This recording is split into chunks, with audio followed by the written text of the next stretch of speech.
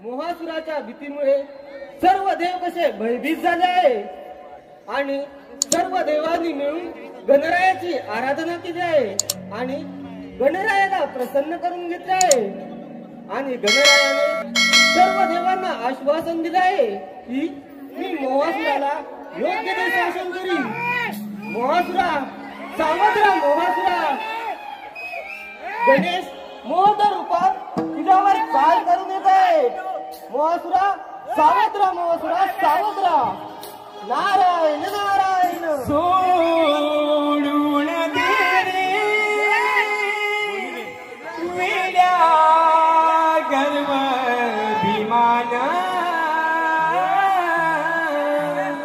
भक्ती करून प्रभूची मिळेल तुला समाधान। सोडून दे वेड्या गर्व अभिमान भक्ती करून प्रभूची मिळेल तुला समाधान। सोडून दे वेड्या गर्व अभिमान भक्ती करून प्रभूची मिळेल तुला समाधान। भक्ती करून प्रभूची मिळेल तुला समाधान। भक्ती करून दासी तुरे मोक्षाला पाप करून दासी तुरे नरकाला पाप करून दासी तुरे नरकाला पाप करून दासी तुरे नरकाला। अभिमान सोडून मिळेल तुझला मान। अभिमान सोडून मिळेल तुझला मान। भक्ती करून प्रभूची मिळेल तुला समाधान। भक्ती करून प्रभूची मिळेल तुला समाधान।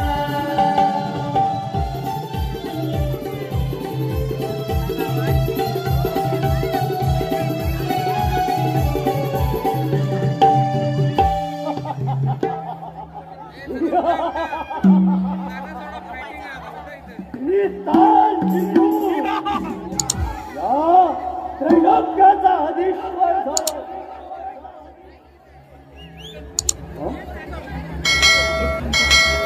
पण त्या नारदाच्या सांगण्यानुसार कोणीतरी एक मोहदर नामक दिव्य पुरुष माझ्यावर आक्रमण करून येऊ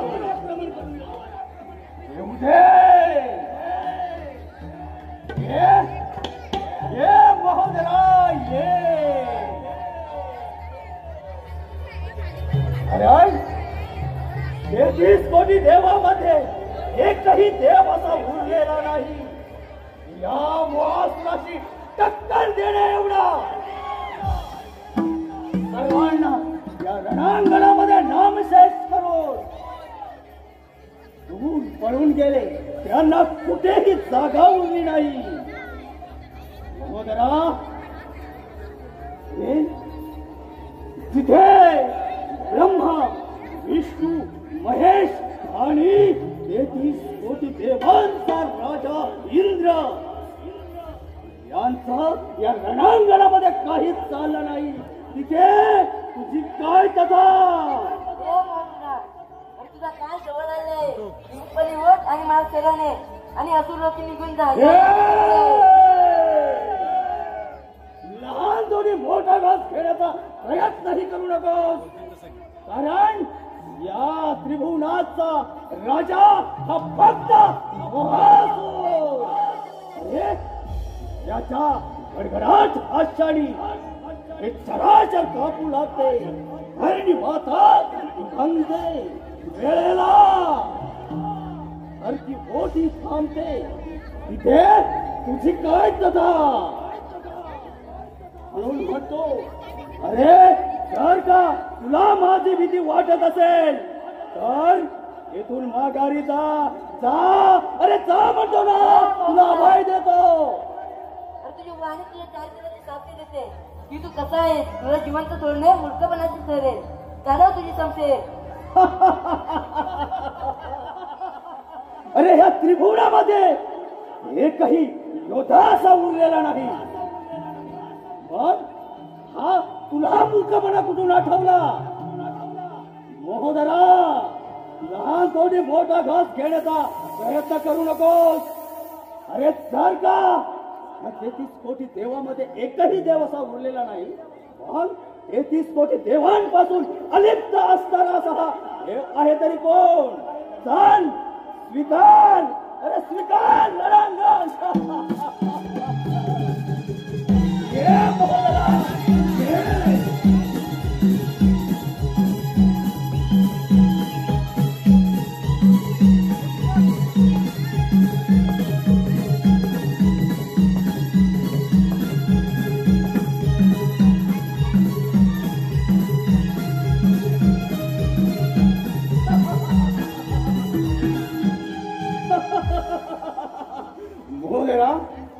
अरे तुला कल्पना नाही या मोहासुराची. कारण ज्याचा मी मोह धरतो हे मी साध्य करतो. म्हणूनच मी मोहासूर. म्हणूनच मोहासूर. महोदरा, या तुझ्या मुश्किलावर नाही तर अरे हस्ता फेकून त्याला उचलून देईन. धन स्वीकार रणांगण. अरे त्याला हात कलंक.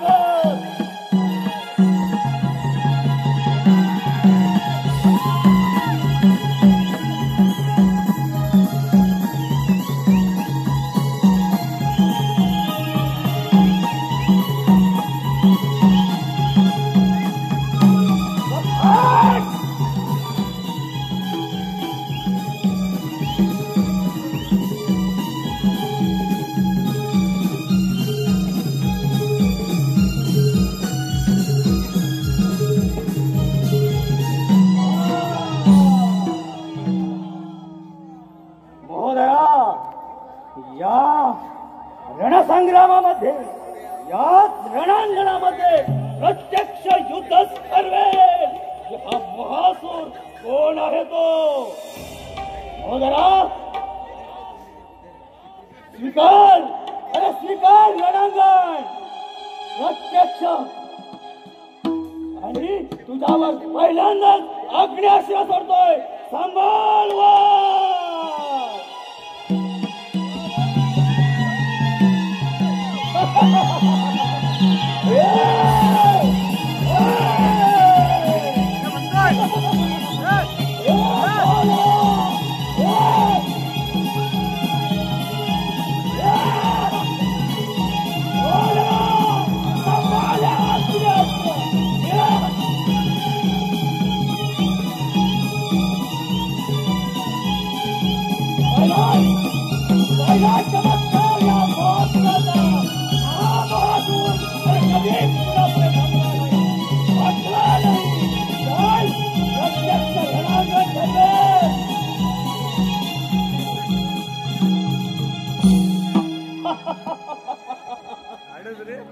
महोदरा, पाहिलास महासुराचा अग्न्यास्त्राचा परिणाम.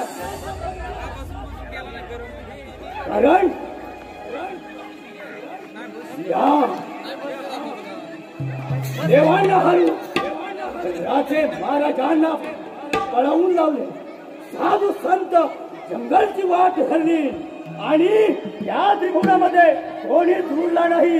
या त्रिभुवनाचा राजा फक्त हा महासूर. महोदरा, चल स्वीकार रणांगण.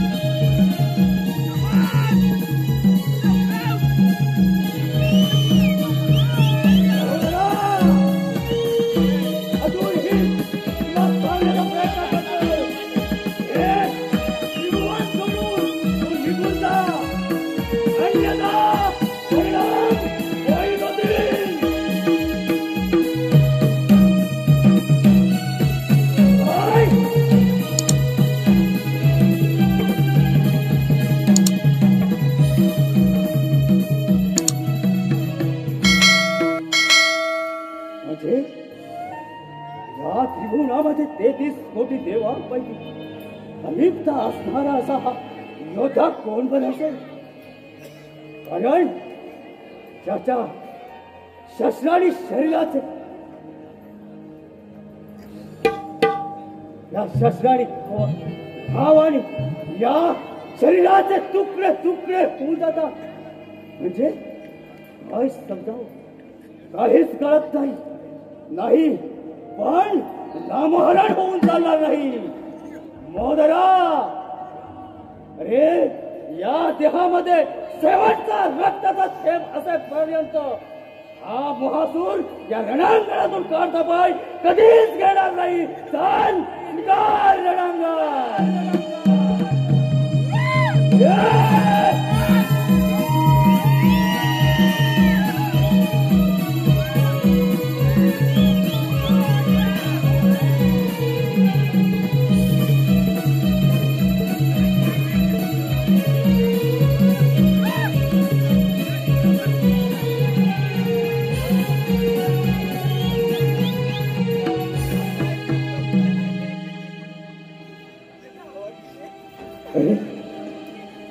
कोणीतरी वाचवा रे, वाचवा वाचवा वाचवा मला.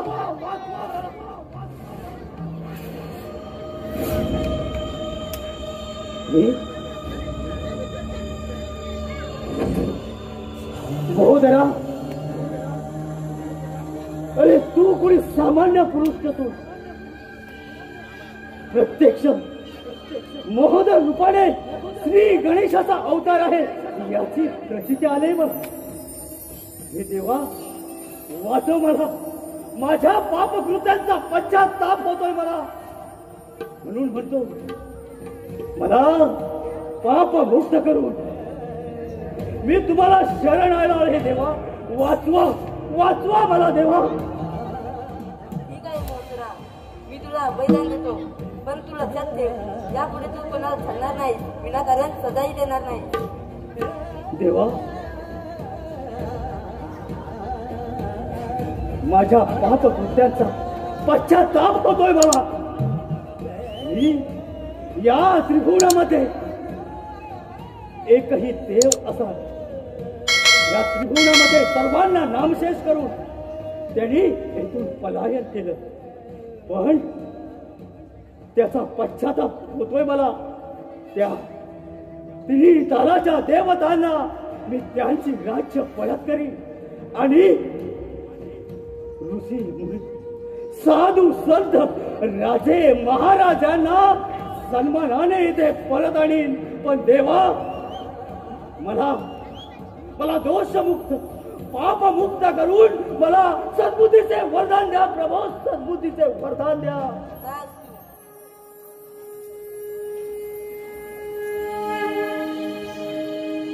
देवा,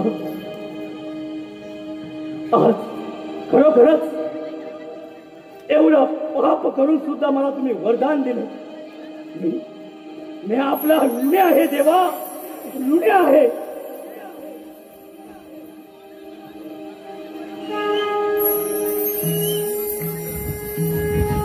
जय गणपती गुणपती